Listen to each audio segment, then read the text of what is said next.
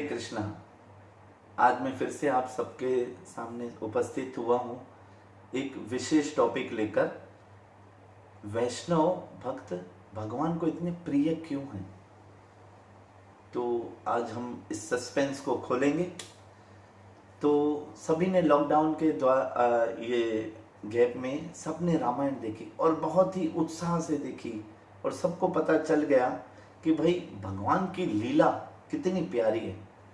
हर चीज़ में भगवान कभी रुलाते हैं, कभी हंसाते हैं, तो कभी भक्तों को आनंद देने के लिए क्या क्या नहीं करते। तो ये सब हमने देखा।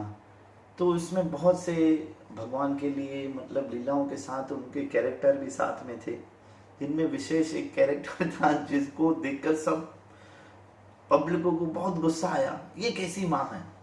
वो माँ थी कैकेयी माँ। अभी गया ना मदर्स डे, तो सब क्या बोल रहे थे, ऐसी भी मदर होती है, ऐसी भी माँ होती है कि श्री राम जी के लिए क्या किया, उसको वनवास भेज दिया और अपने बेटे को राजा बना दिया। ऐसी कोई माँ होती है? तो यही बात है, ये हमारी क्वालिटी ये क्या है कि हम हर किसी की बुराई देखते हैं।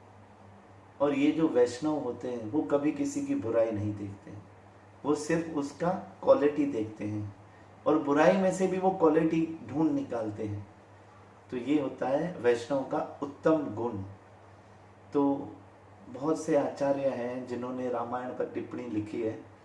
तो एक वैष्णव का मैं भी जो टिप्पणी उन्होंने लिखी, तो उनकी भी गाथा मैं बताऊंगा आज कि माता कैकेयी को भी उन्होंने उच्च स्थान, इतना ऊंचा स्थान दिया कि ये माता कितनी ग्रेट है, कितनी महान है कि उन्होंने अपमान का विष पिया। आज हम हर चीज को सहन कर लेते हैं लेकिन बेइज्जती कभी सहन नहीं करते, लेकिन माँ कैकेयी ने क्या किया, अपमान का विष भी पिया। किसके लिए?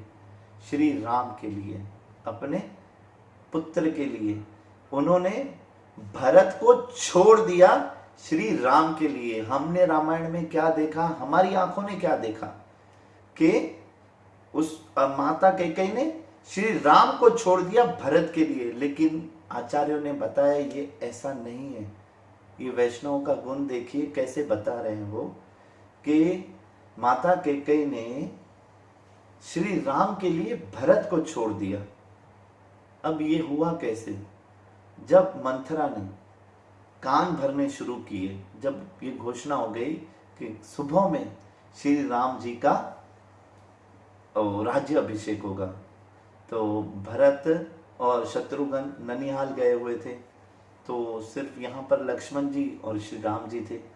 तो माता कैकेयी को जैसे ही बताया कि भाई वो तो श्री राम को राजा बने, तो माता कैकेयी बहुत खुश हो गई। अरे कितनी खुशखबरी है मंथरा, मैं तो तुझे ये माला बाला शब्द। तो मंथरा ने कहा छोड़ो माला की बात छोड़ो, तुझे तो अपनी अक्ल ही नहीं है। तुझे पता है तेरे पुत्र को राजा होना चाहिए था, तेरे पास 2 वर हैं, वो अभी तक पेंडिंग है, अभी तक तूने मांगे नहीं है महाराज दशरथ से।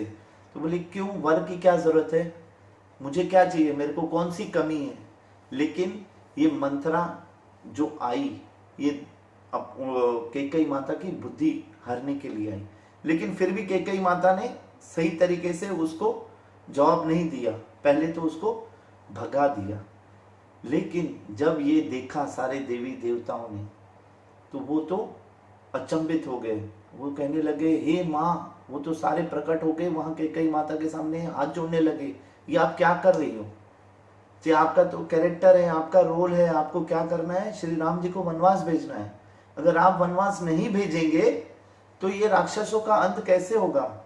और ये जो साधु पुरुष वहां वन में बैठे हुए हैं, सारे संत बैठे हुए हैं श्री राम जी के दर्शन करने के लिए, क्योंकि ये जो साधु संत थे ये सब महान तेजस्वी थे। वो जानते थे कि अभी श्री राम जी का अगला स्टेप क्या होने वाला है, वो कौन सी लीला रचने वाले हैं। वो अभी सब वन में आएंगे, हम सबको दर्शन देंगे, हमारे लिए वो कृपा बरसाएंगे।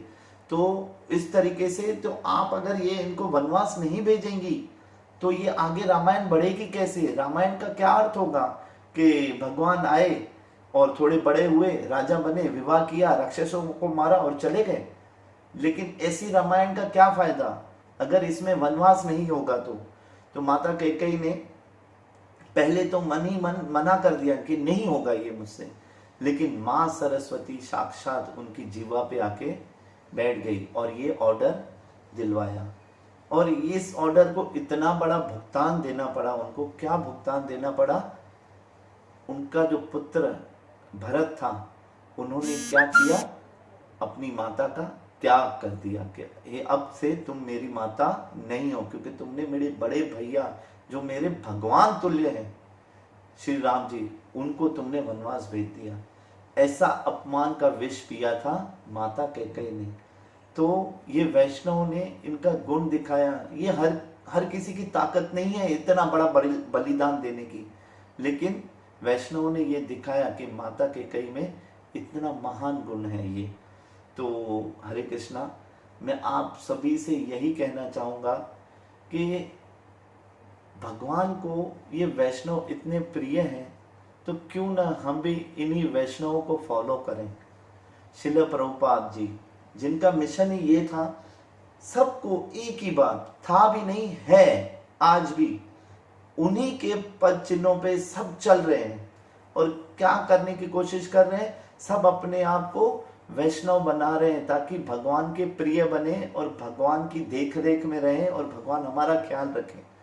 तो मेरी सबसे यही विनती है कि सभी भगवान की कथा का श्रवण करें और जो भी मतभेद अपने मन में है वो सब निकाल के फेंक दें, क्योंकि इस कचरे से हम भगवान के धाम नहीं जा सकते। जब तक ये मन का कचरा बाहर नहीं जाएगा तब तक हम भगवान के धाम नहीं जा सकते।